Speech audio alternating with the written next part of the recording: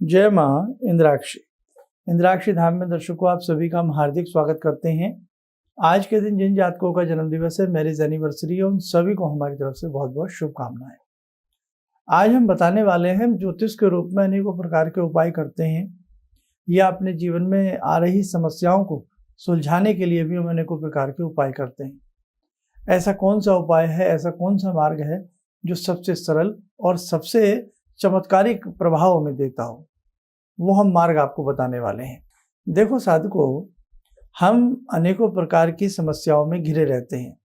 उन समस्याओं से निजात पाने के लिए, उनका सॉल्यूशन ढूंढने के लिए कई बार हम जल में कुछ सामग्री डालते हैं, नाना प्रकार के हम टोटके करते हैं, कई बार हम कोई दान देते हैं। लेकिन मैं आपको बहुत ही ऑथेंटिक एक ऐसी बात बता रहा हूँ कि जो सबके लिए सहज होती है और सरल होती है। क्या? मंत्र साधना। आप कितनी भी समस्याओं में क्यों ना घिर जाएं और आप चाहते हैं कि उन समस्याओं से आप जल्द बाहर आ जाएं, उसका एक ही तरीका है, मंत्र की साधना।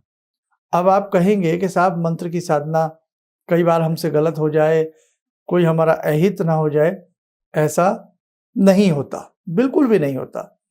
हाँ, आप कोई सिद्धि कर रहे हैं, तांत्रिक प्रयोग करना चाह रहे हैं, वहां पर कोई भूल चूक हो जाए तो दिक्कत आ सकती है, वहां भी आ सकती है। लेकिन अगर कोई आप ज्योतिषीय रूप में किसी ग्रह का बीज मंत्र पढ़ रहे हैं या अन्य कोई मंत्र पढ़ रहे हैं, तो वहां किसी भी प्रकार की कोई हानि नहीं है। नंबर 2, अब बहुत लोग ऐसा कहते हैं कि साहब हम मंत्र तो हमें समय नहीं होता, हम पढ़ नहीं पाते हैं, कोई ऐसा रेडीमेड सा उपाय बता दिया जाए। तो ध्यान रखें, ऐसा उपाय अगर आप करते हैं, कोई चालू चलता फिरता उपाय करते हैं, रेडीमेड सा कोई उपाय आप सोच लेते हैं, सस्ते में अपनी जान बचाना चाहते हैं, तो आपकी बड़ी कामनाएं पूर्ण नहीं हो सकती।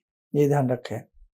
बड़े कार्य सिद्ध करने के लिए बड़ी मेहनत की भी आवश्यकता होती है।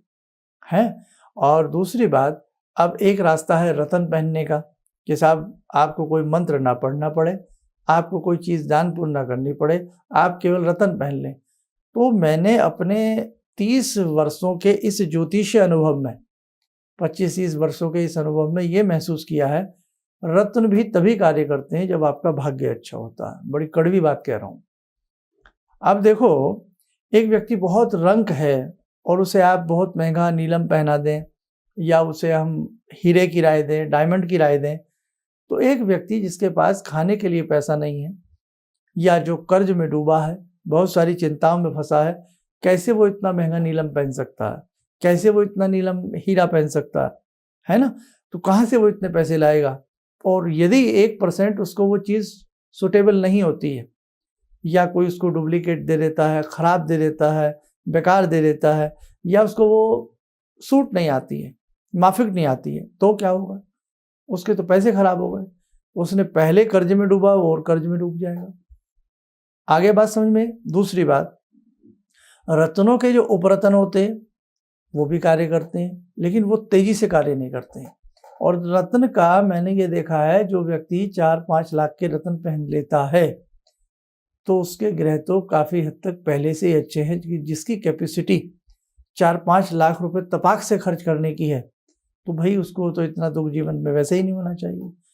दिक्कत तो उसको है जो 10,000 के लिए भी सोचे, 5,000 के लिए भी सोचे, 2,000 रुपये के लिए भी सोचे, तो वहाँ वो ना तो इतने महंगे रत्न पहन सकता है, और पहन के भी देख लो, आपको मेरा अनुभव याद आएगा, उसका कुछ नहीं होने वाला। लेकिन मंत्र साधना में क्या भला है? देखो, आप कितनी भी बातें मिलाने को कोई भी मिला ले, कितनी भी कटनी छटनी छाट कोई क्यों ना कर ले, कितना भी बुरा भला क्यों ना बोल ले, लेकिन भगवान के नाम से बड़ा कोई संसार में रतन नहीं है। मीरा ने क्या कहा? पायो जी मैं तो राम रतन धन पायो। तो आप बातें मिलाने को कितनी कोई मिला ले, बड़े लंबे चौड़े प्रवचन दे ले, भाषण दे ले, आपको मिसगाइड कर ले, उसका मेरे पे कोई वो नहीं है। लेकिन मैं आपको वो वास्तविक बात बता रहा हूं कि जो आपके जीवन में पल्ले बांध लेना, गांठ बांध लेना, आपके काम आएगी। आपने हनुमान जी के किसी मंत्र को पढ़ा, आपने राम जी के किसी मंत्र को पढ़ा, आपने कृष्ण कन्हैया के किसी मंत्र को पढ़ा, तो मंत्र पढ़ने से एक तो आत्मा शुद्ध होती है, मन शुद्ध होता है और सन्मार्ग की तरफ हमारी बुद्धि हमें लेकर के चलती है। और जब हम भगवान की साधना उपासना करते हैं तो हमें एक तो हमारा पैसा नहीं लगा, समय तो लगा ना। और समय किसके पास नहीं है? समय सबके पास है। ये कहने की बात होती है कि मेरे पास समय नहीं। भगवान ने सबको 24 घंटे दिए हैं। संसार में एक व्यक्ति ढूंढ लाओ जिसको भगवान ने 25 घंटे दिए हो या जिसे 23 दिए हो। आप ढूंढ के नहीं ला सकते साहब, ना इतिहास में आपको ऐसा कोई व्यक्ति मिलेगा। सबके पास 24 घंटे हैं शुरू से ही। तो अब 24 घंटों में राजा ने भी अपने काम करने हैं, रंक ने भी अपने काम करने हैं, प्रजा ने भी अपने काम करने हैं, एक आम व्यक्ति ने भी उन 24 घंटों में मेंटेन करना है। थोड़ा जल्दी उठ जाइए, थोड़ा जल्दी सो जाइए। तो समय को व्यवस्थित करना तो व्यक्ति के हाथ की बात है, अगर वो चाहे तो।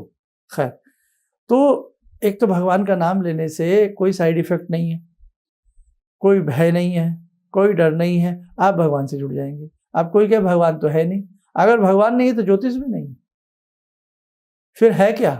फिर किस चीज की समस्या है? फिर क्या चीज समझ रहे हैं आप? फिर आप समझ रहे हैं कि टोने ज्यादा बड़े होते हैं? फिर दान पुण्य की कोई महिमा ही नहीं है अगर भगवान नहीं है। इसलिए भगवान सर्वोपरि है, भगवान पहले है, हमारे वेद पहले हैं। और वेदों का ही एक भाग है ज्योतिष का भाग। पहले वेद है, बाद में ज्योतिष है। हालांकि मैं एक ज्योतिष करने वाला ही मैं भी एक छात्र ही समझो हूँ, लेकिन मेरा फर्ज बनता है आपको सत्य से रूबरू कराना, सत्य बताना।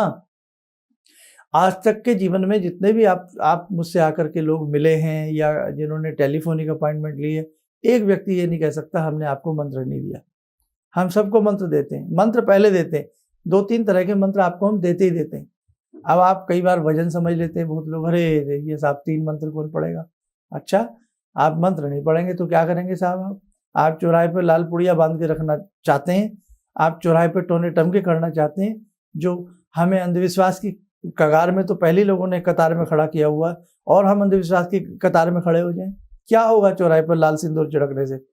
मन के वहम है ये, मन को समझाने वाली बातें हैं ये। ऐसे कुछ नहीं होता। हम एक तरफ तो चाहते हैं कि 50 लाख की कोठी मिल जाए है, और 5 रुपए का भी हमें काम ना करना पड़े, 5 मिनट भी हमें भगवान का नाम ना लेना पड़े। कैसे होगा ये सब कुछ? आज हमारी प्रवृत्ति बन गई है कि व्यक्ति को मिल तो सब कुछ जाए, लेकिन व्यक्ति को करना कुछ ना पड़े। आलस्य ने, प्रमाद ने हमें इतना अपने बाहुपाश में जकड़ लिया है, आप पूछिएगा मत। जैसे एक चाट वाला प्लेट में जिस समय गरम मसाला छिड़कता है ना, नमक मिर्च छिड़क के आपको देता है, तो मुंह में पहले से ही पानी आ जाता है। तो आज लोग टाइटल ऐसा बनाते हैं, अगर हम भी लिख दें ना कि बस ये उपाय रातों रात आपको धनवान बना देगा, आप टूट पड़ते हैं उस वीडियो को देखने के लिए। अब बताइए कैसी सोच आपकी हो गई। और हम ये लिख दें कि 1 साल लगेगा आपकी समस्याओं को सुलझने के लिए, तो एक भी माई का लाल उस वीडियो को नहीं देखेगा। बताइए कैसे कैसे हो गए हम लोग हैं। कई बार हमें हंसी आती है, आप कहते हैं कि साहब दिवाली आ रही है, 3 लोग नाक में घुसा लो, 2 लोग कान पे चिपका लो, आप माला माल हो जाएंगे। क्या पागलों वाली बातें हम लोगों को समझाई जा रही हैं, और उनसे बड़े पागल हमें, जो हम इस प्रकार की पागलपंती और फोड़ता में आ जाते हैं। अरे महर्षियों के दीमक जम जाया करती थी शरीर के ऊपर, हड्डियां झरझर हो जाया करती थी, झुर्रियां पड़ जाती थी, बाहों के बाल जमीन तक लटक आते थे, तब भगवान के दर्शन होना मुहाल हो जाते थे। आप समझ रहे हैं कि साहब 2 सेंटेड सी अगरबत्ती ले आए और उन्हें जला दें, एक फूल चढ़ा दें, भगवान पे एहसान कर दें। इतना सस्ता भगवान नहीं है जितना आप समझ रहे हैं। इसलिए ध्यान रखना, अगर बहुत सुंदर सितारा बनना है, आत्मा को परमात्मा में विलीन करना है, मिलाना है, मोक्ष की प्राप्ति करनी है और जीवन में परम संतोष की प्राप्ति करनी है, तो परमानंद भगवान श्री मन नारायण से जुड़ना ही पड़ेगा। भगवती की साधना हो, किसी भी रूप में आपको करनी पड़ेगी। चाहे आप कृष्ण कन्हैया से जुड़ें, भगवती से जुड़ें, दाती से जुड़ें, अम्बे से जुड़ें, महारानी से जुड़ें, महाराज्ञ से जुड़ें, परा महाविद्या से जुड़ें, आपको जुड़ना पड़ेगा। इसलिए ध्यान रखना, अपने मन के मैल को निकाल दें और कानों के मैल को भी साफ करके अच्छे से जो ऋषियों का चिंतन है, ऋषियों की वाणी है, उसे समझा करें, सुना करें। आपका बच्चा एक रात में पढ़ने से कैसे पास हो जाएगा? पूरे साल उसकी किताबें आप बंद करके रख दीजिएगा, लॉकर में लग दीजिएगा और कहिएगा बस एक रात पढ़ लेना, दिवाली आ रही है, किताबें तकिए के नीचे रख लेना। कैसे पास हो जाएगा? कैसे पास हो जाएगा? और किसी वजह से वो हो भी गया टिक मार करने वाले उसमें जाकर के, तो अगर कल को उसका किसी से साक्षात्कार हो जाए, कोई इंटरव्यू उसका हो जाए, तो क्या वो इंटरव्यू में जवाब दे पाएगा? कुछ भी नहीं दे पाएगा। इसीलिए पास होने के लिए, अच्छे अंक प्राप्त करने के लिए, क्लास में फर्स्ट श्रेणी में आने के लिए, अपने सूबे को, अपने प्रदेश को, अपने क्षेत्र में टॉपर की लिस्ट में आने के लिए उस बच्चे को प्रतिदिन पढ़ना पड़ेगा। तब जाकर के लगेगा हाँ भाई कुछ मैंने किया है। तो ऐसे ही यदि आप अपने जीवन को टॉप लिस्ट में लाना चाहते हो, अपनी समस्याओं को दूर करना चाहते हो, तो आपको प्रतिदिन 2 घंटे, 1 घंटा, 20 मिनट, 25 मिनट, 15 मिनट आपको मंत्र साधना करनी ही पड़ेगी। आपको प्रतिदिन के अभ्यास से आप अपने जीवन की परीक्षाओं में पास हो पाएंगे। आप सोचें कि बस एक दिन कर लेंगे भगवान की पूजा, उससे बात नहीं बनेगी। आज कोई किसी का साथ नहीं देता है, विषाक्त विषैला समय है, आज किसी के साथ कोई खड़ा नहीं है, व्यक्ति बिल्कुल अकेला खड़ा है। देखा है कोरोना काल में कैसी हाहाकार रही, अपने अपनों से बिछड़ गए, मुंह तक देखने को नसीब नहीं हुए। जिस पिता ने कितनी प्रेम से हमें पाला, पढ़ाया, घर बनाया, उस पिता का हमें पता ही नहीं लगा कि वो है कहाँ। ऐसे ऐसे पिता बिछड़े हैं, पुत्र बिछड़े हैं, पुत्रियां बिछड़ी हैं, रिश्ते संबंध ऐसे ऐसे हुए हैं। तो भाई वक्त का कुछ नहीं पता लगता कि वक्त किस करवट पर बैठ जाए। इसलिए मेरे भैया, मेरे जितने भी देखने वाले साधक, प्रवृत्ति के साधक हैं, ध्यान रखना, आप अपने कर्म से मुंह मत चुराना। अपने भाग्य को बन जाएगा भाग्य आपका, अगर आप शानदार कर्म करते हैं, अच्छा कर्म करते हैं। बस आज मुझे यही समझाना था कि मंत्र साधना सर्वोपरि साधना है समस्त प्रकार के संकटों को दूर करने के लिए। और इस समय हम व्यक्तिगत रूप से नहीं मिल रहे हैं, अभी टेलीफोनिक अपॉइंटमेंट ही हमारे संस्थान में चल रही हैं किसी भी प्रकार की समस्या के लिए। और जिनकी वैदिक जन्म पत्रिकाएं हैं, रुद्राक्ष हैं, करीब करीब हम सबको भेज चुके हैं। जो रहते हैं उनको भी शीघ्र भेजने का हम प्रयास करेंगे। आप स्वस्थ रहें, सुखी रहें। इन्हीं शुभकामनाओं के साथ हम अपनी वाणी को विराम देते हैं। जय जय अम्बे।